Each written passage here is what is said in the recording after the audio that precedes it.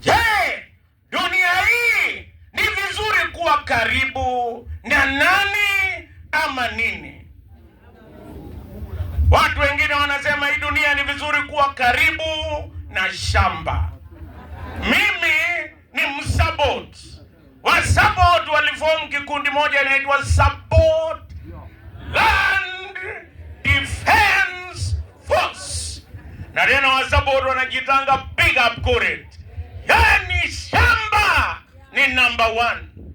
Lakini siku yako ikifika mpendwa, hata shamba unawekwa kwa 6x6, na baada ya miaka 20 watu wamekusahau, watapanda cabbage hapo. Dada, niseme ya kwamba je, ni vizuri kuwa karibu na nini? Wengine kitambo walifikiri ni vizuri kuwa karibu na maini. Wabukusi walikuwa wakiimba na chile Sayuni maini. Maini walifikiri ni Sayuni. Kulikuwa na mtu anaitwa Elijah Masinde na Meme. Lakini sasa hata ukienda maini na kuambia hata mboga hakuna, jua imechapa. Nataka niwaambia kwamba hii vitu yote hata ukiwa nani, ukiishi wapi, utaacha. Naimba naacha na ndika yangu, naenda naacha na endika. Kwa wale hawajui hiyo Kiswahili ni baiskeli. Naacha baiskeli yangu, naenda. Wengine wamesema ndugu yetu sijui kufanya nini, lakini mpango wa Mungu kwa kila mtu ni tofauti. Naacha na bibi yangu, naenda. Naacha na bibi yangu, naenda mbinguni kwa Baba. Na kwa wanasiasa 2027, naacha na cheo yangu, naenda.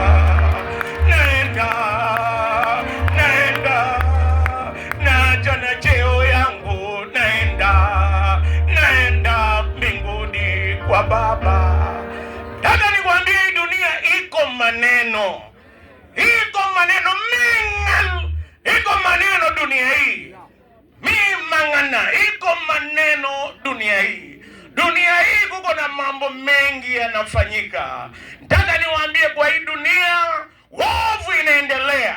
Na Asafu aliyeandika kitabu cha Zaburi ya 73 na mstari wa 28. Hapo ndipo nitatoa mahubiri. Yeye akasema, kwangu mimi engane, sijui kwa wewe, kwangu mimi ni vyema kuwa karibu na Bwana.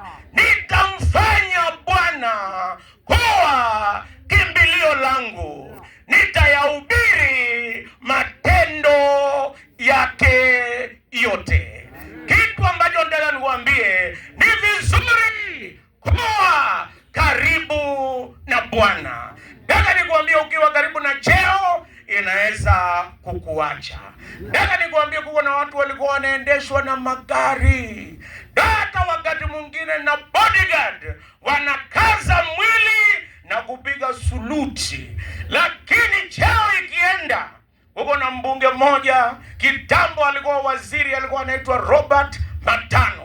Yeye alifutwa moja, alisema sikieni taarifa saa 7 kamili, na alikuwa anasoma taarifa, ameachishwa kazi mara moja. Na kuambia driver anasema kutokea sasa shuka mzee. Na anapeleka gari kwa police station akingojea instructions the next minister. Hoi jamaa hakukuwa amejipanga, ilibidi aingie kwa matatu, kwa sababu kuwa karibu na cheo inaweza kukuacha.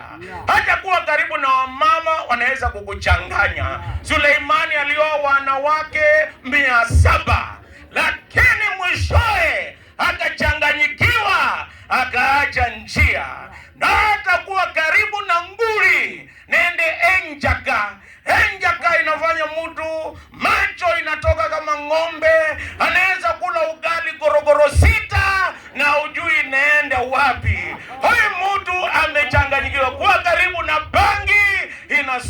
wanaosumbua, kuwa karibu na wanadamu wanaosumbua. Hata wanasiasa kuwa karibu na watu wanakuahidi, baada ya kukuramba pesa zako utashangaa kwa ballot box. Ndaka nikwambie, kulikuwa na mtu mmoja Kiminini alibeba watu kwenda kumpigia kura. Walipofika huko ilikuwa mlolongo, akaona wamegeuka, akasema balebe wameniacha namna hii tu, wakaenda.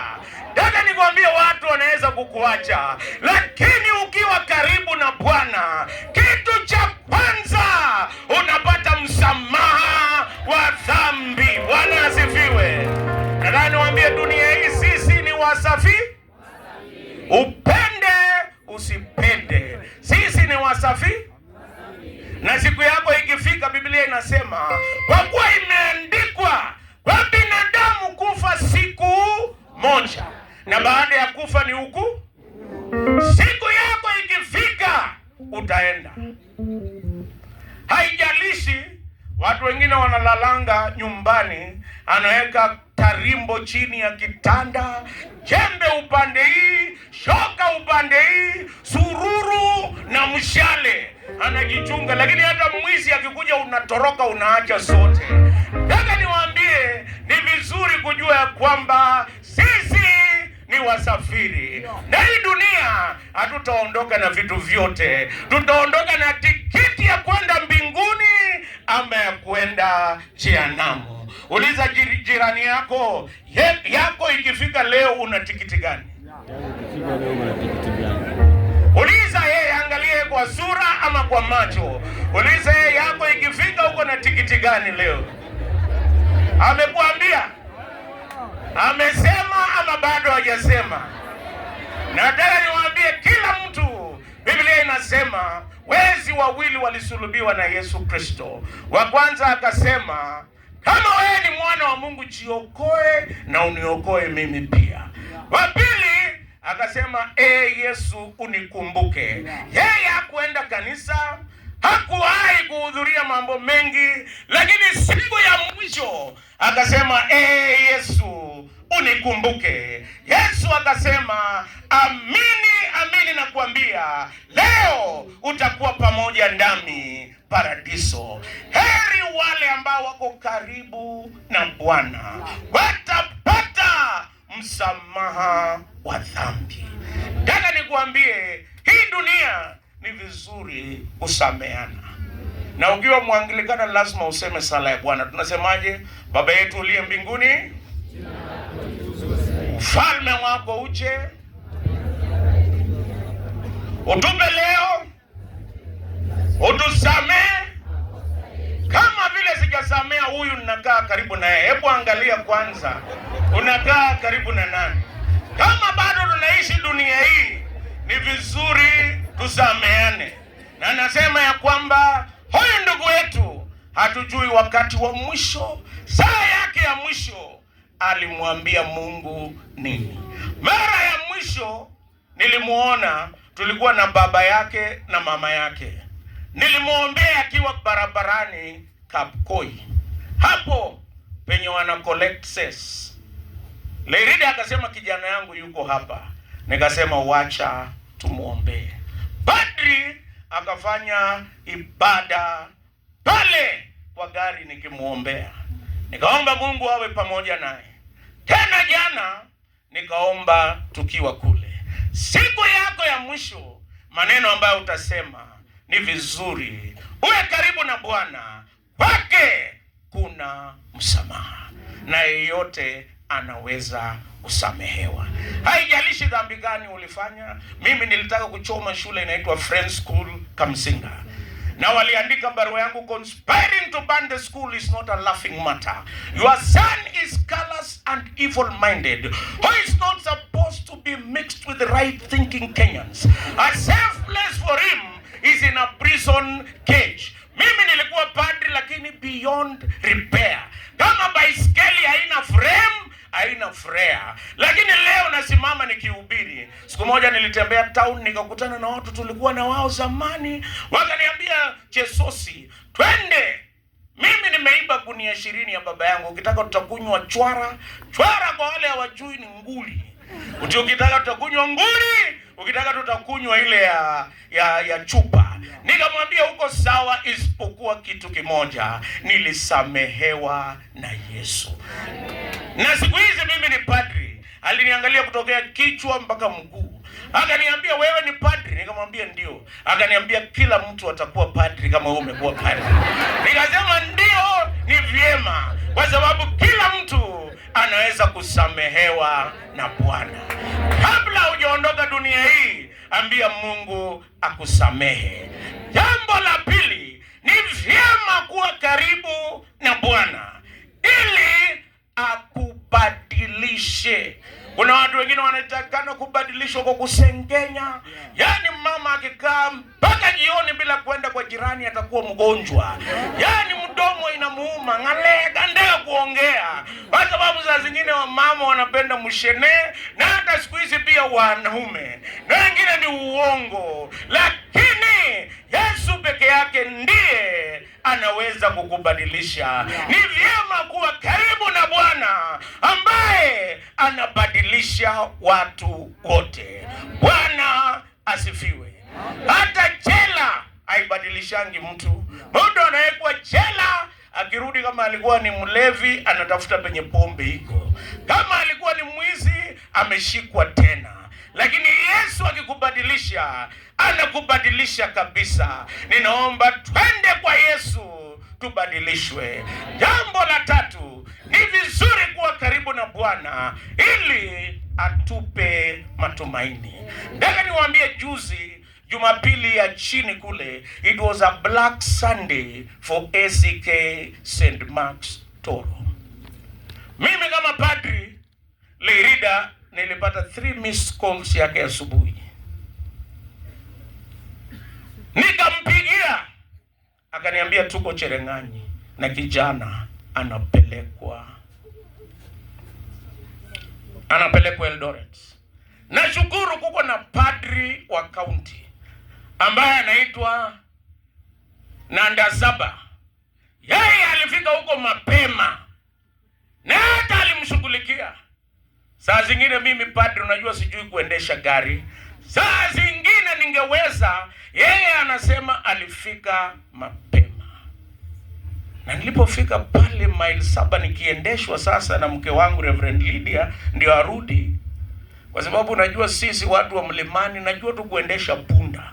Unajua wanafunganga break nyuma. Hata mama nani anaitwa Mheshimiwa Hatundi alikaa huko chuo, najua wanafunganga break nyuma, ndio punda ikiteremuka inateremuka vizuri. Lakini gari semanyata, baiskeli endika semanyata, bigibigi sielewi. Mimi natembeanga tu nikisema mbeleni na endelea. Hivi vitu zingine zote ni vitu vya dunia hii tutaacha. Wacha nihubiri tu, hiyo naweza. Lakini nilipofika hapo mile 7, nikaona Leirida na mke wake. Nilikuwa ninakimbia mbio kwenda kanisani, nilikuwa nimechelewa. Lakini tukashauriana na mama, tukasema tusikue kama yule unajua ule Msamaria mwema. Kuna watu wa kanisa walipita, mtu ana changamoto anakimbia ibada. Tukarudi, tukaomba penye aligongewa. Baadaye nikiwa kwa ibada nikasikia amelala. Na wale ambao walikuwa wanaongoza next service na kuhubiri ni vijana, ni cousins wake. Basi nikasema tufanyaje? Nikasema wacha tuendelee na ibada, nisiwaambie.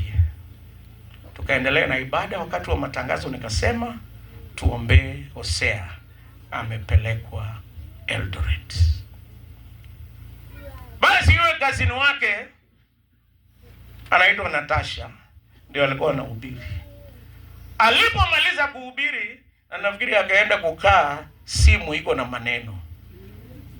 Ninaona akakuja akaniambia, padri, kumbe wewe hujajua vile mambo iko. Nikamwambia, dada yangu, jipe moyo. Nilijua, lakini nilijua ningewaambia hatungeendelea na ibada. Mungu alitupa matumaini tukaendelea. Kwa jamii ya Lerida Meto, Mungu awape matumaini. Kwa kila jambo there is hope in Christ. Yeye ametimiza makusudio yake, lakini matumaini iko kwa Bwana. There are better things ahead. Na hata sisi kama Wakristo tuko na matumaini. Miemet barat tililgon barat ne tililgon ole mi boy boy ye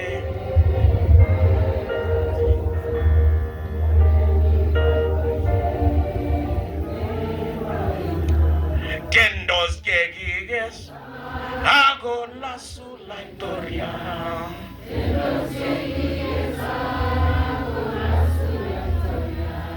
Nengindoror nate ategiston